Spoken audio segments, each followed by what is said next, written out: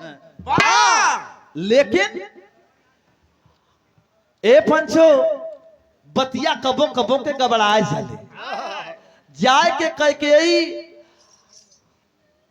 मंथरा पहुंचल है कैकेयी के पास में कहत है कि जनत है सुनत है बड़ा हल्ला मचल है। कहा का बात कहे कि कलिया राजा राम होए वाला हुआ।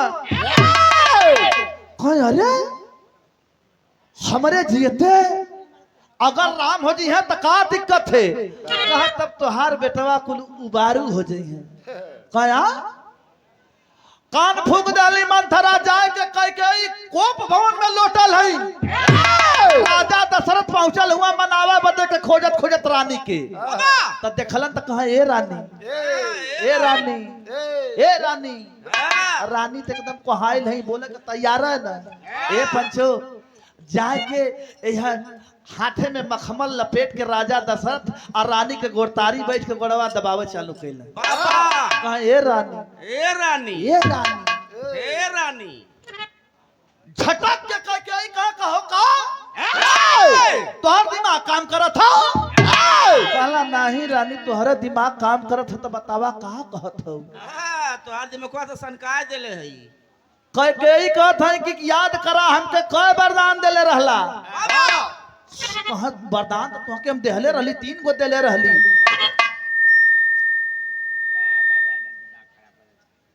हेलो हाँ 3 ठे देले रहली तो का कहत हो। कहा कि ओमा से 2 ठे देता। कहा कि 2 ठे मतलब तू 3 का 3 लेला। लेला तीनों लेला तू एक जगह के का करी तीनों लेला। जब गोलियां ले लेत हो तो राइफलवा लेके हम का करब। वाह वाह का मैं न करी 3 लेला तू। रानी कहे कि तोहर मजाक सूझल है। कहा नहीं रानी वचन बनाए के 2 वचन बनाए के रानी पहलका वचन का मांगत है। कहे कि पहलके में राज गद्दी भरत के बड़ा बढ़िया चाहे राम राजा होखा चाहे भरत होखा। दूसर के में कहे कि राम के 14 बरिस के वनवास। राजा फच दे वही पाठी पगिरला मुहे के बगल कह रानी अब तीसर का मत कबो मांगे। अगर मांगे तो होखा तो हमारा बेटवन बदे कुछ मत मांगे ऐसे पहले हमार बहुत मांग लिहा रानी। ए पंचो जेकर कलिया राज तिलक होए वाला है ओके 14 बरिस का वनवास हो गया। गौर करेंगे पढ़े लिखे विद्वान की महफिल बैठी है। राजा जेके बना गया सवेरे के टाइम में रियासत से यह फटल शुरू नारायण का और रियासत के बाहर कदम निकला था सवेरे के टाइम में। सीता जी जाके गट्टा पकड़ ले कहाँ जात हुआ 7 वचन बना के लिए इला। कलन माई बाबू का तू सेवा करा। कहा कि नहीं पहले पति का सेवा ना मनली चल जाली नगर के बाहर भाई ना गल है तले पीछे से तरकस में तीर और कान्ही में धनुष टांग के भैया लक्ष्मण भगला था कि मध लखे थे। भैया रुकल ले आ बसैली भैया पीछे उलट के देखत हमन तो लक्ष्मण का पगला माई बाबू का सेवा कैले रहता। लेकिन जंगल के गई ना बन के गए तो बन गए। ए पंचो 14 बरिस वनवास बीतले के बाद सीता का हरण भयल आवन भयल। आज 14 बरिस के बाद पुष्पक विमान से जब अयोध्या में उतरल हुन तब कवि जी लिखत हुन बड़ी मार्मिक गीत है। कैसे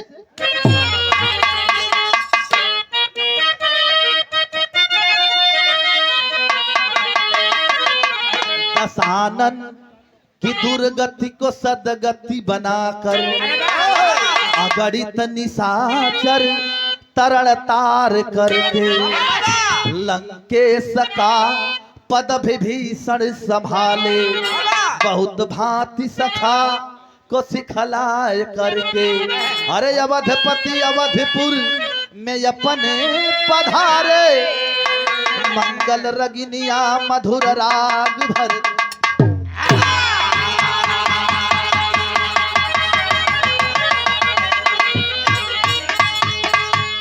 ए पंचो बड़ा यमन चैन हो गल। आज फिर राजा रामचंद्र का राज तिलक हो गया है 14 बरिस के बाद। तो एगो गीत बिरहा में लगिल बड़ी मिजाजी गीत कैसे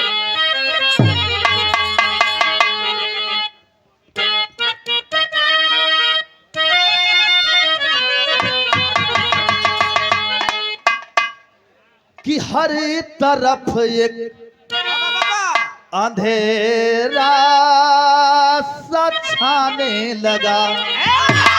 आज हर तरफ एक हरे अंधेरा सा छाने लगा, तो रुख पे जुल्फों की दीवार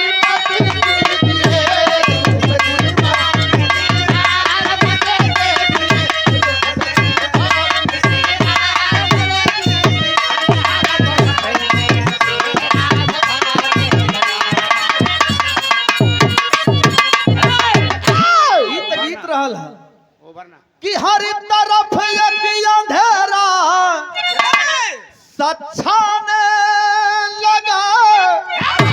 आज रुख पे जुल्फों की दीवार मत कीजिए, हर दिल पे काबू नहीं है खुदा की कसम।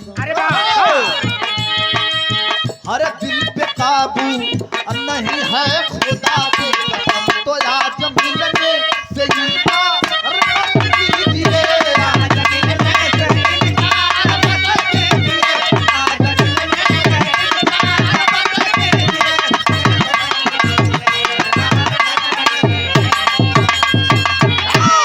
जैसे नभ के हर अजोरिया धरा पर उगल, हर कण प्रति क्षण में खा के हल।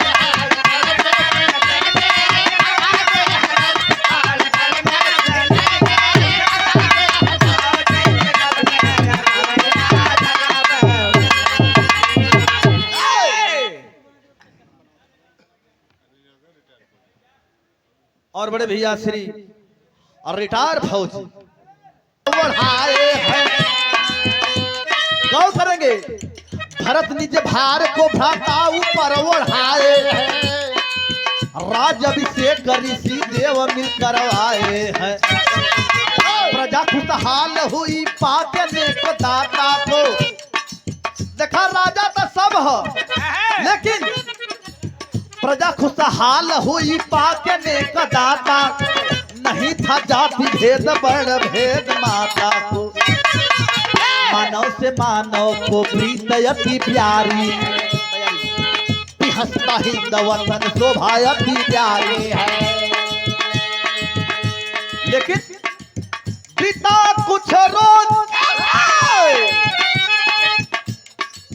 बीता कुछ रोज जब सखा तब बीता भइले।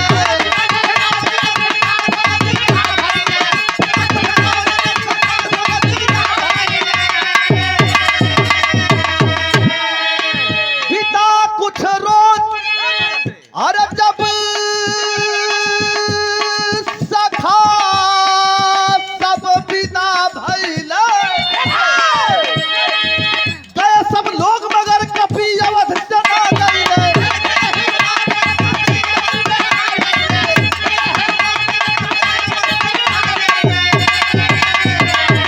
अयोध्या में पूरा भालू बंदर का सेना आइले, वही पुष्पक विमान से उतरल है। महीना भर बीतल, बड़ा बढ़िया से पूरा राजकाज एकदम चला था। पूरा भालू बंदर आयल हुआ लंका का लड़ाई जीत के। महीना भर 2 महीना बीतल तो जाके सब लगल दोहाई दो भगवान के समनवा की, है भगवान हमार माई जो होत हुई, हमार बाऊ जो थी, हमार मेहर लड़की लिखा जो होत भगवान कह के देखा आने वाले समय में शायद ही कोई के संगे कोई ऐसा करे जैसा कि हमारे संगे लोगन कैला। हम जाए बदे ना कहब, लेकिन रोक भी ना सकत है। सवेरे के टाइम में सरजू किनारे लागल नैया लगल, भगवान सबके पार उतारे चालू कैले। उतार के वो पार, और जब सीता जी के वह अंगुरी पकड़ले हुआ, मन में बात विचार संवाद होत ह, तल एक जगह निगाह पहुंचल भगवान का। देखत हुन तो बहुत विशाल एगो बरगद का पेड़ है। वही बरगद के पेड़ के बगल में बहुत विशाल भगवान भोलेनाथ का मंदिर है। आसन मार के ओम नमः शिवाय, ओम नमः शिवाय, ओम नमः शिवाय, ओम नमः शिवाय। बस करा लो। पूरा गूंजा था एकदम, जना था कि आकाश छुअले है। भगवान लमवा से कलन कलन किया रे यार, अयोध्या में राम राज कवन तक तकलीफ हो गई, कवन दुख हो गल कि नहीं भगवान का भोलेनाथ का तपस्या होए लगल। जाए के जब देखत हुन तो दूसर कोई नहीं है, हाँ, के हो हनुमान जी हुआ हाँ, एकदम पूरा लीन हुआ तपस्या में। कलन हे हनुमान, हनुमान कलन महाराज, कलन हाँ मर्दवा तो के का दिक्कत है, का परेशानी है हमके बतावे के चाहिए। कलन की हे भगवान हमके बस खाली ये गो चीज दे दा। का बिरहा में बड़ी मिजाजी तर्ज लगल कैसे?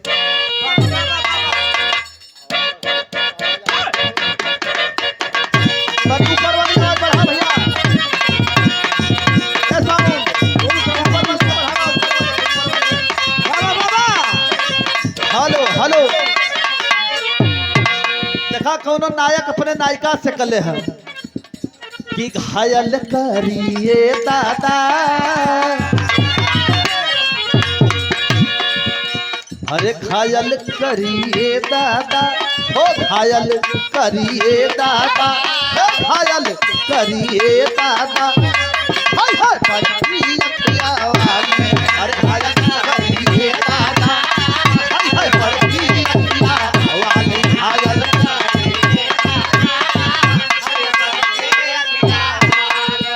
और रिटायर फौजी भैया श्री राकेश यादव जी जिला गाजीपुर यूपी 61 के सौजन्य से प्राप्त भल 100 रुपए का पुरस्कार। बार बार नमस्कार है उपस्थित सब भैया लोगों का था उचित नमस्कार है। अरे घायल करिए दादा, हो घायल करिए दादा, अय्या बत्ती अखियाँ वाली, घायल करिए दादा।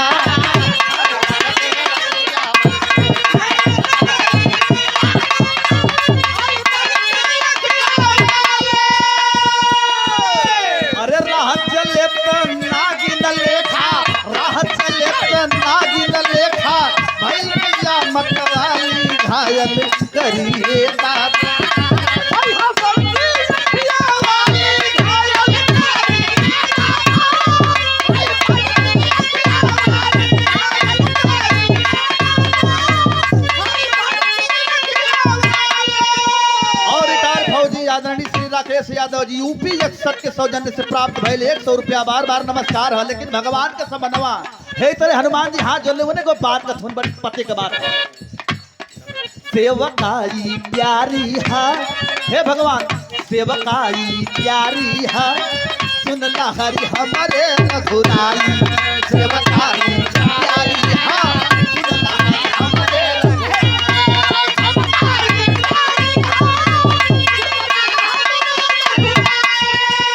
आदरणीय श्री विनोद यादव पशु डॉक्टर आप महोदय के द्वारा यह शानदार पुष्पहार प्यार दुलार के साथ यह 201 रुपए का शानदार पुरस्कार देकर के हौसला अफजाई किया गया, मान बढ़ाया गया। आपके श्री चरण में कोट कोट प्रणाम पलगी उपस्थित सब भैया बाबू लोगों के। एक बात बड़ी मार्मिक कहत हुआ का, प्रिया पिया बिन जैसे आधी, प्रिया पिया बिन जैसे आधी, व्याधि बिरहया रुझाई, सेवकाई प्यारी है, सेवकाई प्यारी है, लहरी हमारा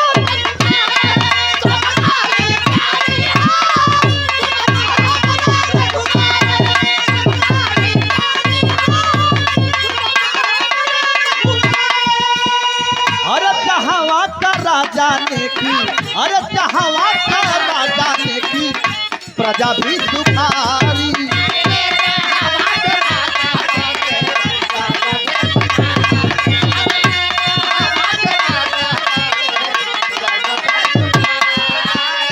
अरे बेईमान राजा वाके प्रजा देवगारी,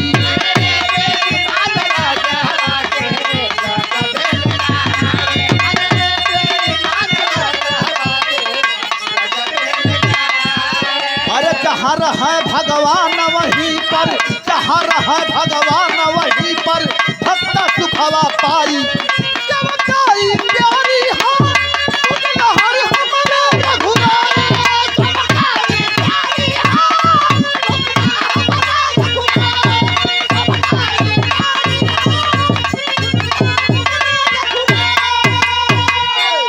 गौर करेंगे पढ़े लिखे विद्वान की महफिल है, बिरहा मात्र 5 से 7 मिनट हमारा।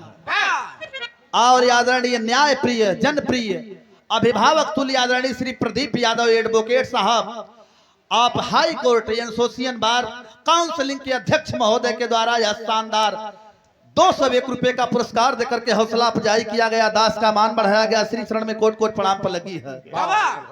कुछ दिन बीतल, ए पंचो भगवान के ड्यूटी मिल गई का कलम की देखा अयोध्या में रहब तो बिना कुछ खैले कैले खाबे न पियब, भगवान ड्यूटी लगा दिलन का साझे सवेरे जोने मंदिर पर हुआ, बस खाली यही मंदिरवा पर सीता जी के लिया के दर्शन करवावल करा। एक दिन बीतल, 2 दिन बीतल, 3 दिन बीतल, भयल का पूजा वाली आरती वाली थाल हनुमान जी ले ले हुआ और सीता जी कहते कि ये हनुमान बस खाली हम गईली तुरंत लौट के 1 घंटा बीत गल, 2 घंटा बीत गल, जब 3 घंटा बीतल है तब भयल का हनुमान जी का इंतजार वाला संतोष वाला बांध टूट गया। जाए के झपट के देखत हुआ तो सीता जी कौने अवस्था में है। बिरहा का पुरखा पुरनिया गीत गावा कैसे कि पिया परदेसिया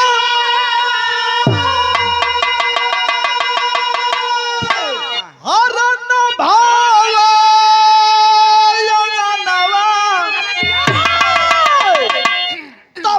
रही बनल बात त्याचारी अरे मोरी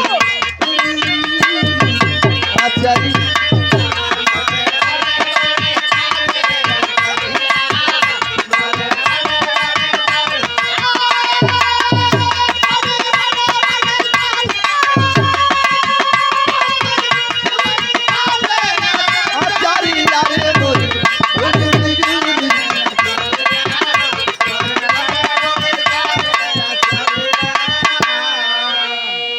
लेकिन दर्पण में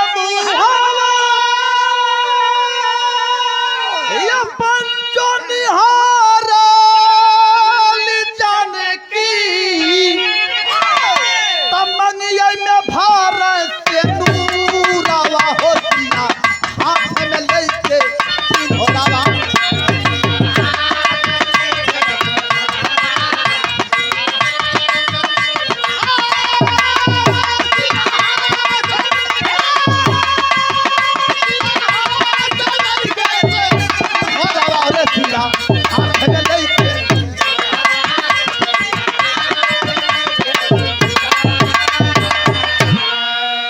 छोरे सिंघोरा अले हाथ कपिराई काहे से नुरावा लगावल आई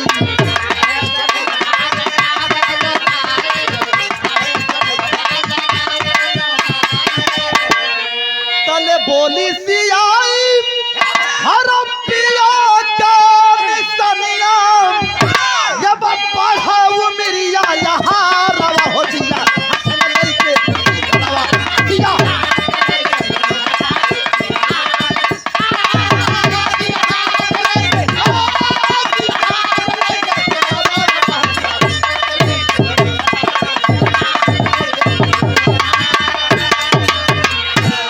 बाबू श्री समरनाथ यादव जी लोकगीत बिरहा के बहुत अच्छा गायक, आप महोदय के द्वारा सांस्कृतिक प्रकोष्ठ के अध्यक्ष महोदय के द्वारा प्रदेश अध्यक्ष सचिव साहब, आप महोदय के द्वारा हार प्यार दुलार के साथ में 251 रुपए का पुरस्कार देकर के हौसला अफजाई किया गया, मान बढ़ाया गया, श्री चरण में कोट कोट प्रणाम पर लगी गुरु जी के सब भैया बाबू लोगों के और बाबू श्री गोपाल प्रधान जी नरौन भटपुरा के धरती से 100 रुपए का आशीर्वाद चरण में कोट कोट प्रणाम पर लगी है। तसिनोरा का सिंदूर कलन की तो के ना निकल था, कलन काहे बदे ऐसा करत हूँ, सिंदूर काहे बदे लगावत हूँ, सवाल है। माता सीता कहली कि सिंदूर हमारे सुहाग का, हमारे सिंदूर का निशानी है, हमारे पतिदेव देखी है तो बड़ा खुश हुई है, जितना लंबा लगाई उतना लंबी उम्र हुई। पहले का बात है कलन तब तो के ना हम के काम करी तले सिंधोरा का सिंदूर बदन पर गिरा की भरी दे हपोत हरसी कपिराई हमारे प्रभु की मानिला उनके चरणैया में बस खाली अपन हम जीवन समर्पित कैले है। हमारे प्रभु की उमरिया बढ़ेगी, समर में वतन को कबो न मुदई हराई, हमारे प्रभु की। तलसिया जी कुपित हो के बाड़ी निसारी, अरे मानो ये बंदर सवती बन के आई। भाग हमारे सिंदूर हमारे सुहाग का जौन आदमी कदर ना कैला लगल पोते फेंका सीता जी के ना निकल लगली दुत्कारा भगावा। इतने में मर्यादा पुरुषोत्तम श्री रामचंद्र जी पहुंचल हम। अरे मोरे राम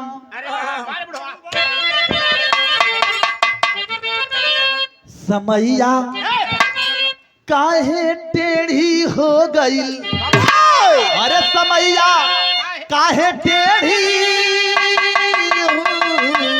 हो, समैया अरे काहे टेढ़ी हो गई। बगले बैठल 3 गो दासी सोते दैया दैया दैया। गौर करेंगे बिरहा का नायाब हीरा दूगो रहलन, रामदेव जी बुल्लू गुरु जी। वो लोगों गाँव है हर दिया मत तुम हमारी गुजरिया, अरे ये वही तोरी तोरी खाचिरी उमरिया।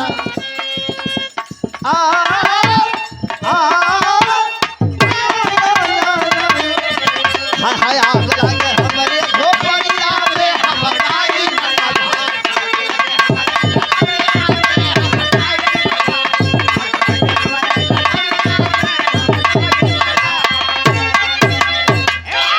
और हम भूल गए तनि सा बाध्यता होले कार्यक्रम में कुछ आदरणीय राष्ट्रीय सांस्कृतिक प्रकोष्ठ के राष्ट्रीय सचिव आदरणीय पूज्य गुरु तुल्य आप अभिभावक और गार्जियन की श्रेणी में आते हैं।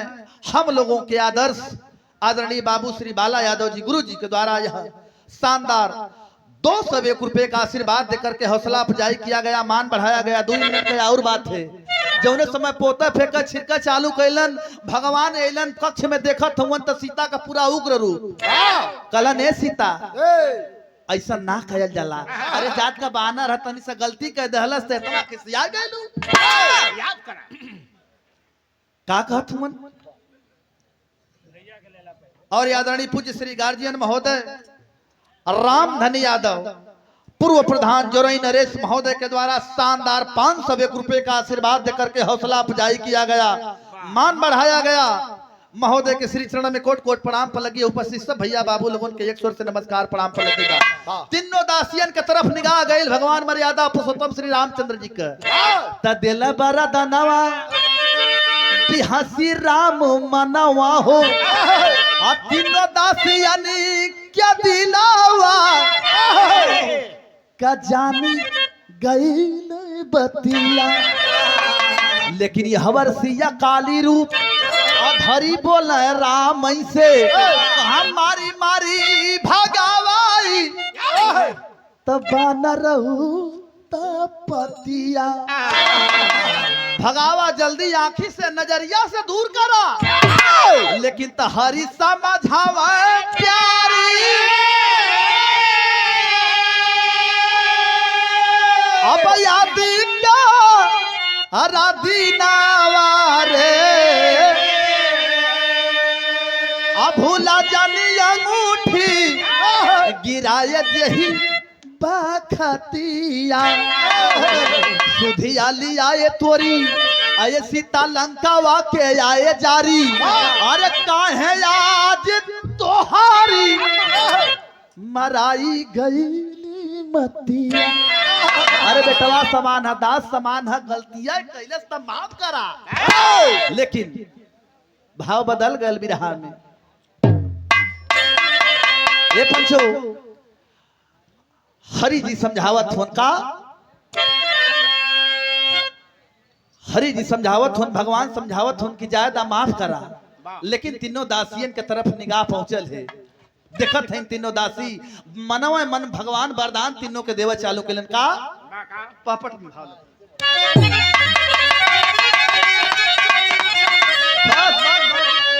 समय के नजाकत के देखते हुए काम कर।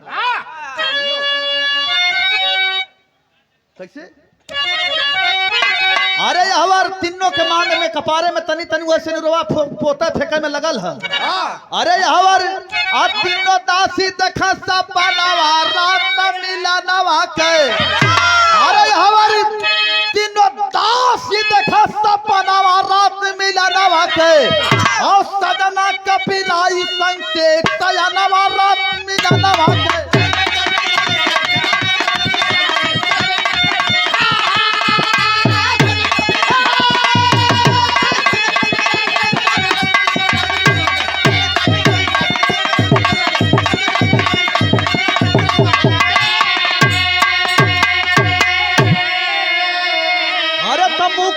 वरदान हरि जी और मन में हो के हर्षित हो कहना पावत तीनों दासी पर भाव उठे सन के दिक हो।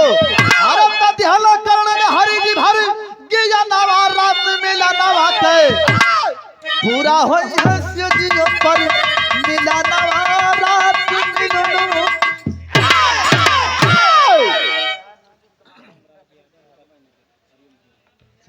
और निशा फिल्म स्टूडियो का मैनेजर स्नेहा बिरहा म्यूजिक भाई, यूट्यूब चैनल भी है भैया का, और आप लोग सब्सक्राइब करें। सबसे पहले वीडियो जाए हरिओम तिवारी महोदय के द्वारा 100 रुपए का पुरस्कार देकर के हौसला अफजाई किया गया, मान बढ़ाया गया। बहुत बहुत बहुत धन्यवाद है। और बाबू श्री धर्मराज यादव जी खड़गपुर के धरती से, खड़गपुर के धरती से कहाँ हुआ धर्मराज बाबूजी, कहाँ हुआ नालू। लेकिन तीनों दासियन के बस 2 मिनट तीनों दासियन के तरफ निगाह पहुंचल। भगवान का वरदान दहलन। हनुमान जी जाके छपक के गोरे गिर गए, कहलन कि हे प्रभु हम ब्रह्मचर्य रह के क्रिया खैले, हमके ब्रह्मचर्य काहे न रह देत हुआ। लेकिन ये पंचो जौने समय द्वापर बीत गल, त्रेता सतयुग बीत गल, त्रेता बीत गल, द्वापर बीतल, कलयुग बीते वाला है, कलयुग बहिनाल है। वो तीनों सतियन के सत घनघनाए लगल ब्रह्मलोक में। भयल का जौने समय यही कलयुग में आके अवतार लहलन हनुमान जी, लेकिन कौने समय हमारे का पुरखा पुरनिया जौने समय ताल में भाई छोड़ के पछुआ पुरुआ का बयार बहत रहे सावन महीना में।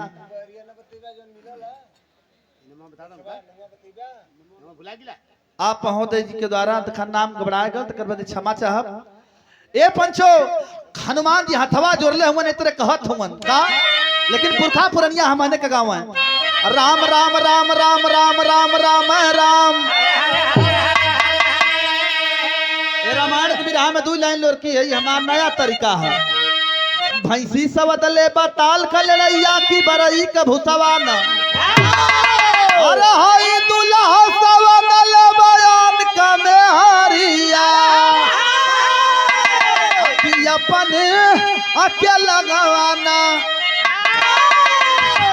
लेकिन जौने समय हनुमान जी मर्यादा पुरुषोत्तम श्री रामचंद्र जी का गोड़ पकड़ ले हुवन और कहत हुवन कि काम हमसे ना होई, त कपिवर सोचई लगल ना। अरे कपिवर सोचई लगल मितावा वही भवनवा रघुबारा। हर नैया डूबल चाह अमितावा जगतिया न होताना। तब पीरावा जनमवा लेहलना। हर पीरावा जनमवा लेहल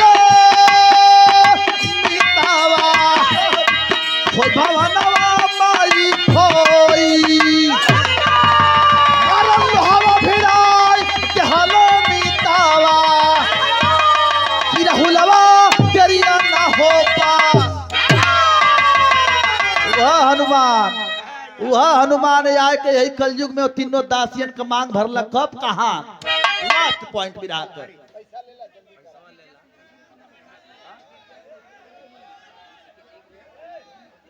और बाबू श्री हमके आदत पड़ल है कुल का, हम आदती है एडवोकेट सुभाष बंधु श्री भगवान जी आप महोदय के द्वारा शानदार यह 100 रुपए का आशीर्वाद चरण में बार बार प्रणाम पर लगी है। और डॉक्टर सुरेंद्र यादव किसी परिचय के मोहताज नहीं और नव निर्वाचित जिलाध्यक्ष महोदय और हम लोगों के बहुत ही अच्छे करीबी दोस्त और बिहार के शानदार गायक श्री सुरेंद्र यादव जी आप महोदय के द्वारा यह शानदार 251 रुपए का आशीर्वाद चरण में बार बार प्रणाम पर लगी भैया के। और बाबू श्री गिरिजा शंकर बिंद जी रुका भैया वही दुकानदारी है बड़ा मत। गिरिजा शंकर बिंद होमगार्ड भुसौला के ऐतिहासिक धरती से आप महोदय के द्वारा 101 रुपए का आशीर्वाद देकर के हौसला अफजाई किया गया, मान बढ़ाया गया, चरण में बार बार प्रणाम पर लगी है। रूसी देखा नाराज मत हो जा तनी से कबो कबो हमन बनारसी है जा हो जाला कभी कभी के कभी भयल का, लेकिन भाव असल पे गौर करेंगे। खड़ी में कैसे वो तीनों दासियन का मांग हनुमान जी भर ले हुन कब कहां कौने समय एक कलयुग में तो हनुमान आयन ससलोर की कजनमवा भयल ये पंचो कला जुगावा में तीनों से मिलनवा भयल।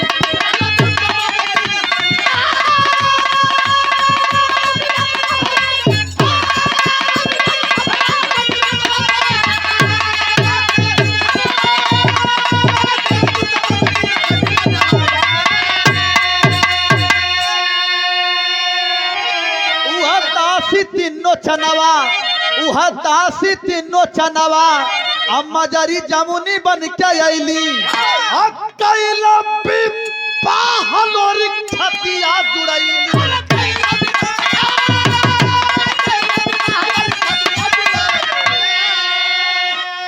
तसे जिया पशु खद बिहानवा भयल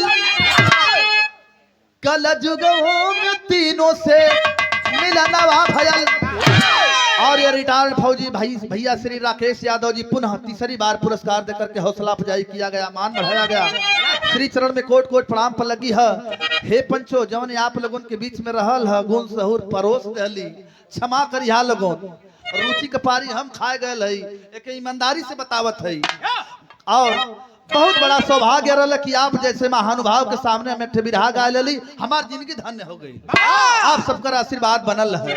गुरु बिहारी गुरु गणेश गुरु राम लाल मोर पावन स्वर्ग बसे चंद्रिका कवि कहाँ लागे गीत सुहावन समैया काहे टेढ़ी हो गई रामदेव चंद्रिका रामदेव क्या बिरहा में कभी तैयार समैया